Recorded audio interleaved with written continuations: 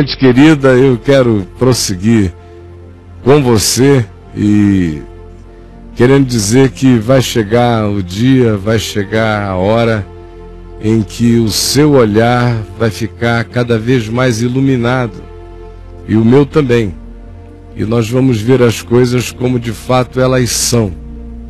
Nós estamos agora, eu aqui com você, e quando eu digo você, existem milhares de você espalhados por aí. E aí eu digo você, é com você e é com qualquer você que aí esteja. Aqui nesse nosso ambiente existem muitos níveis diferentes de percepção, e também de cada nível de percepção que a gente tem, em cada pontinho de olhar nós temos um ângulo diferente, até mesmo daquela percepção que seja semelhante. Você vê a pluralidade extraordinária de compreensões e os níveis de percepção de cada um, que são níveis variados, como Paulo diz quando nos chama a andar no amor, no caminho sobremodo excelente. Ele diz que agora, hoje, tudo que a gente vê, a gente enxerga ainda em parte. Quem entre nós melhor veja, ainda vê muito parcialmente. Ele disse que via como se através de um espelho antigo, dos dias dele, de bronze polido, e se via com distorções, era assim que ele via. Ele disse: hoje, quem melhor vê entre os que conseguem ver alguma coisa, ainda estão vendo através de um espelho opaco, que ainda distorce algumas percepções. A nitidez está longe de ser completa, mas todo o nosso olhar ainda é em parte. Tem uns que ainda têm um olhar de menino, como ele disse. Quando eu era menino, eu via, sentia, olhava, enxergava, interpretava como um menino. Outros têm olhares em idades diferentes. Alguns estão chegando próximos à maturidade no olhar, no perceber, mas mesmo esses ainda veem com distorções. E também tem uma quantidade enorme de pessoas aqui com a gente neste dia que têm mentes vivendo em processos mentais tão fechados, tão aprisionados, tão aprisionantes, e que passaram a vida inteira enclausurados numa caverna com chance de percepção diminuidíssima por causa do fechamento, que, por exemplo,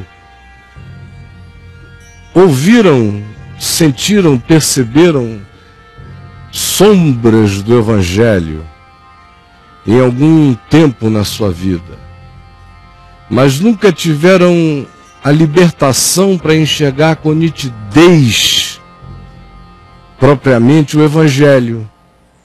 Então até esses que estão aqui entre nós também, quando ouvem a descrição da palavra do Evangelho, frequentemente ficam sem compreender direito, porque tem alguma semelhança com alguma sombra do que eles viram e pensavam que era a realidade.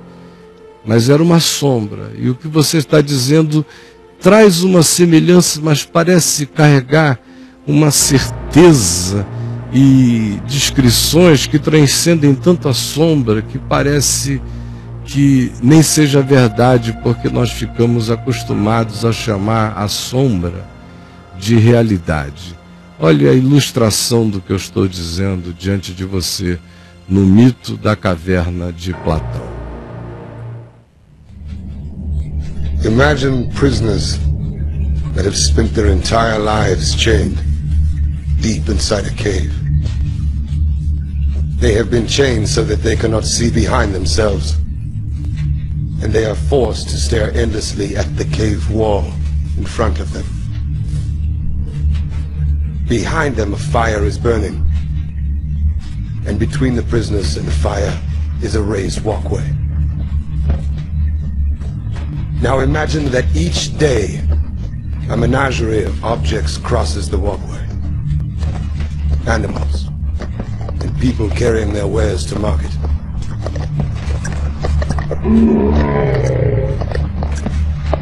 Their shapes create an intricate shadow play on the wall in front of the prisoners.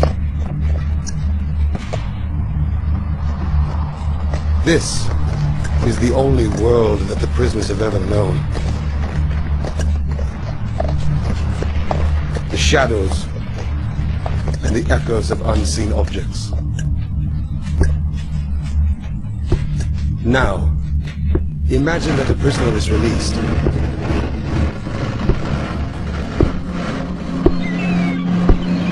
After some time adjusting to the blinding light, the freed prisoner will begin to experience the world outside of the cave for the very first time. And it is like nothing he could have ever imagined.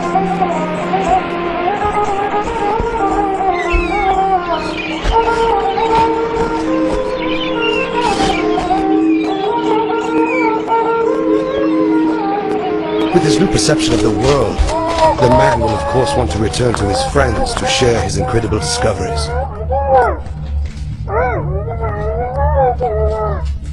But the prisoners cannot recognize their old friend.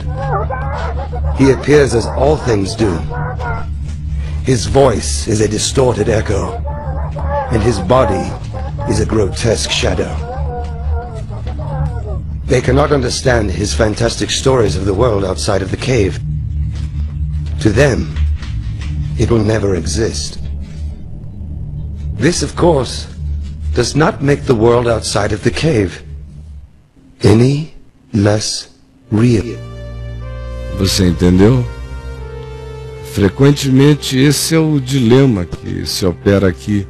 Tem muita gente que viveu a vida inteira e ainda está com a mente dentro da caverna.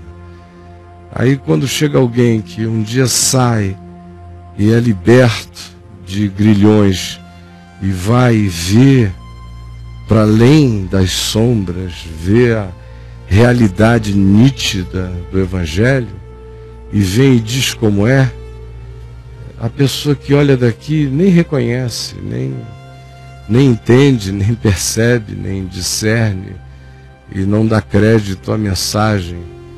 Veio para o que era seu, mas os seus não receberam.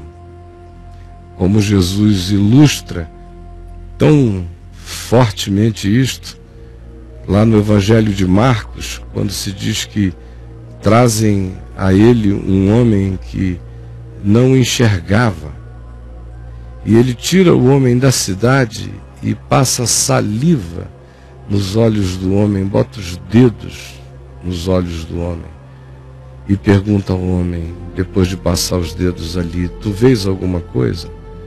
E o homem abre os olhos e olha à volta e diz, eu vejo os homens, porque como árvores, sombras, eu os vejo andando. Aí Jesus disse, então, espera aí. E outra vez lhe impôs as mãos e disse, e agora o que vês? E diz o Evangelho, e o homem a tudo via e distinguia claramente. Frequentemente nós estamos ainda nesse estado de enxergarmos a vida vendo só sombras de dentro da caverna. Uma cegueira é uma coisa muito equivalente a ficar preso dentro de uma caverna. De modo que quem está numa caverna espiritual, numa caverna psicológica, há muito tempo, olhando a vida só por aquelas projeções que passavam por ali, você via aquilo acontecendo ali de longe. Você foi concebendo monstros e fantasmas e obstáculos e dificuldades horrendas ao mesmo tempo em que você está aqui já zumbificadamente confortável na sua prisão, olhando as sombras. Aí de repente alguém escapa e volta e fala, mas você não consegue nem perceber, nem discernir, porque entra alguma luz em você, mas o que você ainda enxerga são só sombras. E o desejo de Jesus é que você seja exposto à possibilidade de enxergar com nitidez. Já pensou no dia em que você sair dessa caverna, você der crédito à palavra do Evangelho, ao grito de libertação de Jesus e se atirar de cabeça na obediência ao Evangelho de Deus, conforme Jesus, e ele explodir, produzindo tudo que ele produz de clareza, nitidez, percepção, realidade, desassombro, libertação dos medos e um olhar que cresce dia a dia e ele se dilata, enxerga mais profunda e mais ampla e mais simplesmente todas as coisas. Já pensou? Não deixe que esse milagre, este privilégio passe pela sua vida sem que você se aproprie dele, porque seria trágico, desgraçadamente seria uma pena.